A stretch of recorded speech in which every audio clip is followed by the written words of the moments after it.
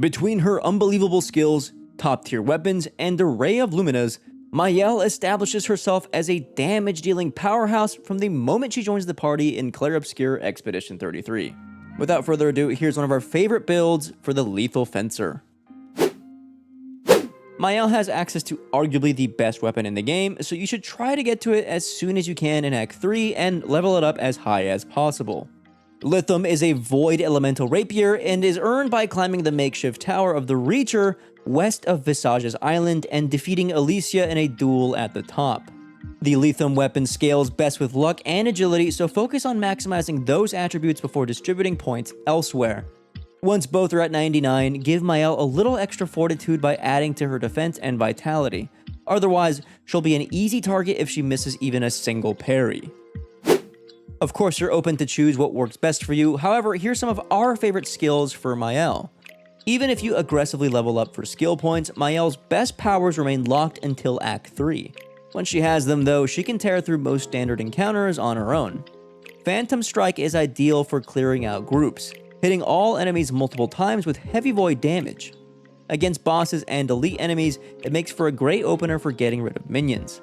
Against single targets, it's best to open with Pyrolise for high damage and several burn stacks, then follow up with Burning Canvas for even more. And if you can use a counter to switch to Virtuous Stance between turns, so much the better. Gustave's Homage makes a great finisher and an easy, if expensive, way to switch into Virtuous Stance.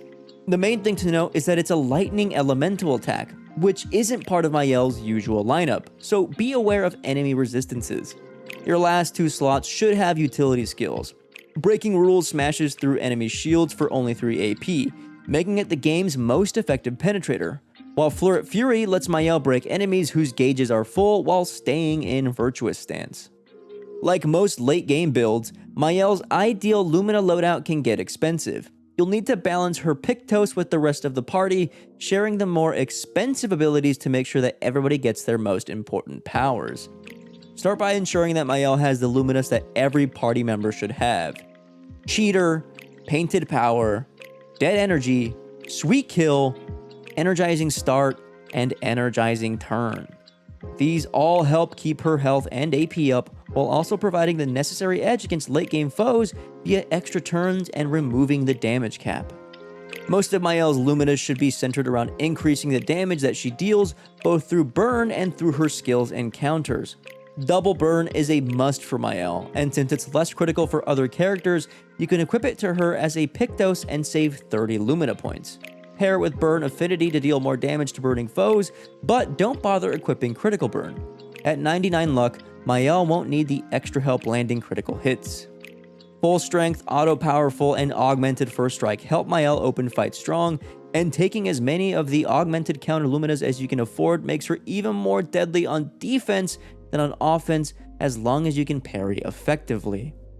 Since Lithium allows Maelle to buff herself with Shell, Luminas that interact with that status effect in particular make great picks. Longer Shell and Powerful on Shell cost 10 Lumina points each and extend Maelle's survivability while increasing her already formidable damage.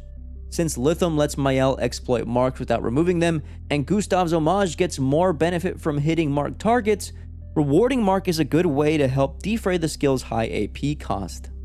And Healing Parry helps keep Maelle at full health, keeping Full Strength in play and saving the rest of the party from having to spend their turns keeping your damage dealer alive.